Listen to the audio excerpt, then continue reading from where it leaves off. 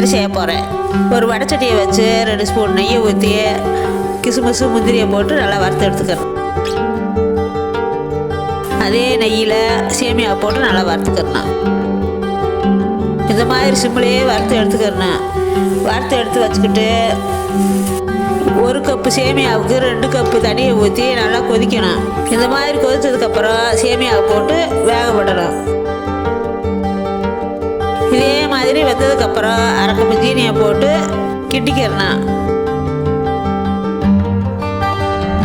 கொஞ்சம் போல கேசரி பவுடரை போட்டு கிண்டிக்கிறேன்.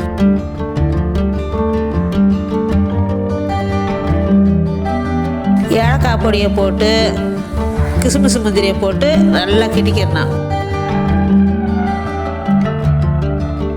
2 ஸ்பூன் நெய்யை ஊற்றி இறக்கணும்னா சூப்பரான சேமியா கேசரி ரெடி.